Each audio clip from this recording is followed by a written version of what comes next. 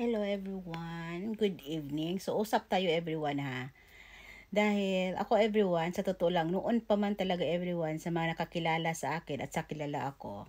Lagi naman talaga akong, noon pa naman ng talaga na lagi akong nag-share about dito, about point of view in my life. Almost of the time experience ko sa buhay ko at mga napagdaanan ko. At I'm not intend naman talaga na ma-disappoint ang ibang tao sa mga post ko. Dahil itong mga sinasabi ko, especially sa mga relationship, dahil experience ko din yan sa past ko ba, no?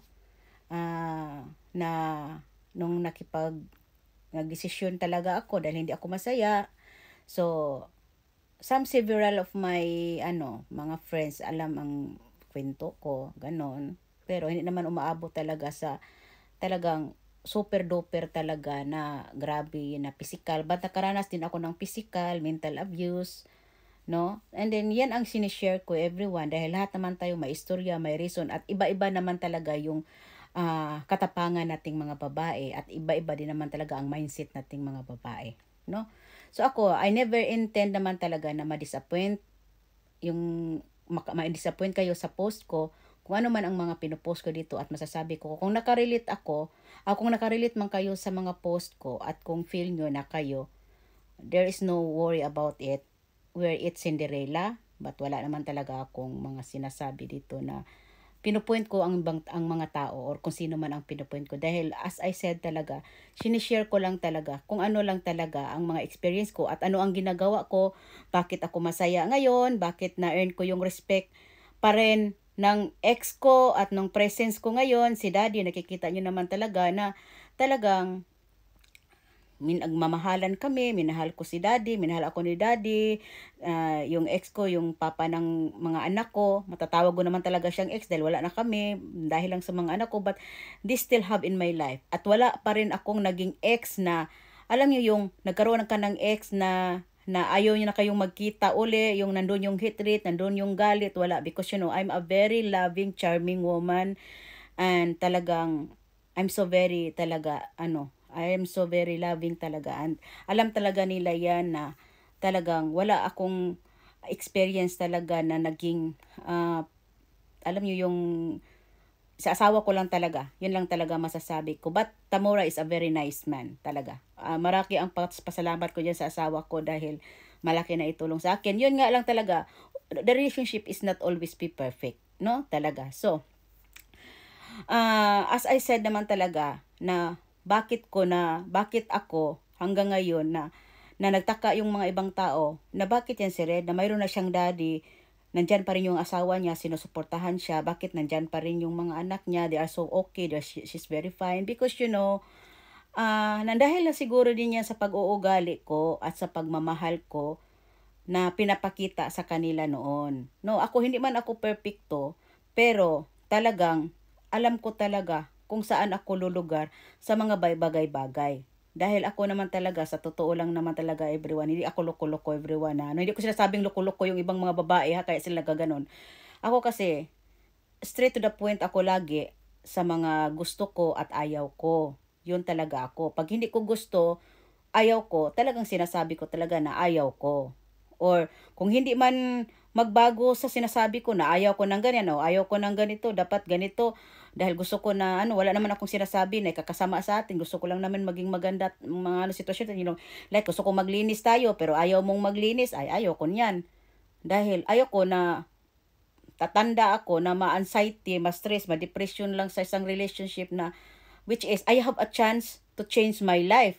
I'm still young, no? Hindi basihan na hindi yung rason na may mga anak tayo, kailangan kong magtiis kahit hindi tayo magkasundo na para tayong si Tom and Jerry, araw-araw bangayan, araw-araw sigawan, kunting bagay, pagdiskasyonan. Ayoko nang ganun dahil sa totoo lang, mukha lang akong bungangira, mukha lang talaga akong malita, pero hindi ako nager na asawa at nagir na nanay sa mga anak ko, and honestly lang talaga to all don't know, no? So, but ako, lumalabas lang talaga ang pagmamaldita ko, lalo na pag niloloko ako.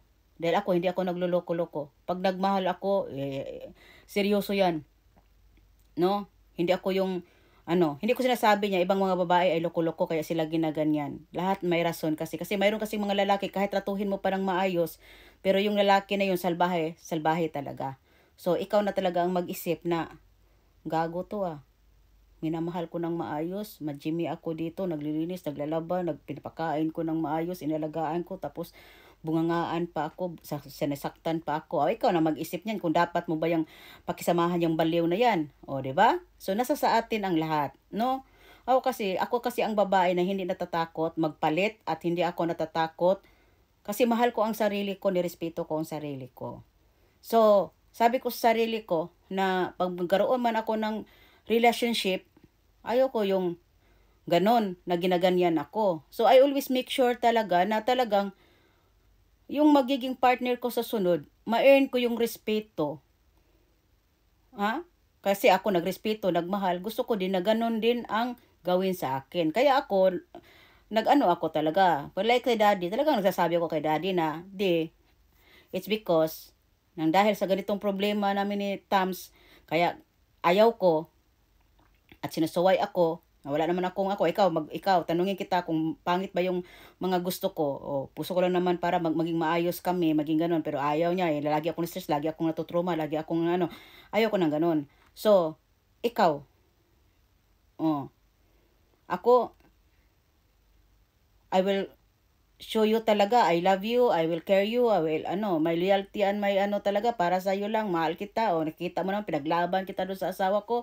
Ang gusto ko lang rin, wag mo talaga akong lulukuhin. Dahil ako, seryoso ako sa iyo. Dahil ako talaga, kaya ko, at dapat din everyone, na kung magbanta ka sa lalaki mo, yung kapanipaniwala. Na, katulad noon, Tamura, losyang ako, baboy, tawag sa akin. Kasi hindi ako nag-ayos, maliit pa anak ko. Ang taba-taba ko, umabot ako ng 98 kilo, 3L ang blouse ko. Nung sinabi ko, pero bata pa ako that moment, sabi ko kay Tams na, magpalit ako ng asawa, ayoko na sa'yo. Tawas na mo sa akin, sino ba magpapatol sa'yo? Baboy ka, tingnan mo yung itsura mo. Nung tiningnan ko yung sarili ko sa salamin, sabi ko, oo nga no. Sino ba naman, hindi talaga maniwala ang asawa ko na, na mayroong papatol sa akin. So, dapat i-balance din natin ang itsura natin. Yun, na-realize ko talaga na dapat talaga alagaan natin ang sarili natin. No, dapat maligo tayo ng maayos, maligo tayo araw-araw, magpabango tayo, magpaganda tayo, magbihis tayo ng maayos para maniwala ang lalaki natin na kaya nating magpalit ng iba. And then, ipakita din natin na marunong din tayo mag-alaga sa kanya. Na wala din siyang masabi. Like ako dito kay daddy. Pag umuwi si daddy, umaga pa lang, gising na ako, naglilinis ako, nagluluto, naliligo, nagmi-makeup. So pagdating ni daddy, gwapa, mabango ako, mayroon ng pagkain. Hindi lang ako ang mabango, ang ulam ko mabango. 'Di ba? Relax si daddy. Wala siya masabi. Ano pa hanapin niya? Ganyan. Dapat, yung mananako tayo sa lalaki natin at magyabang-yabang tayo sa harap ng lalaki natin, yung mayroon tayong ipagmayabang. Ha? Hindi yung nagyabang-yabang ka dyan, tapos wala ka pang hilamos. Ay, hindi yan. Hindi maniwala ang lalaki yan. Alam niyo, sa totoo lang ang lalaki, madali lang naman talaga maditik ang lalaki kung mahal ka at hindi. Pag ang lalaki, hindi ka na nirespeto, minumura ka na lang isili dyan at sinasaktan ka isili dyan, dalawang bagay lang yan. Hindi ka na mahal yan o mayroon na yung minamahal sa labas. Yan lang talaga. At ako, sa mga salita ko dito, hindi ako nagsisinungaling, hindi ako nagpo-point ng ibang buhay. Gawin nyo tong motivation at mag-isip kayo kung yung partner ninyo ngayon, may pagmamahal ba sa inyo at wala. Dahil gusto ko lang na mahalin, respetuin tayo ng lalaki. Hindi ibig sabihin na si daddy tinatakot ko, ginagayuma ko yan. Nagayuma yan sa aking pagmamahal, nagayuma yan sa aking pag-aalaga. Natatakot yan magkasala dahil alam niyang loyal ako sa kanya, minamahal ko siya.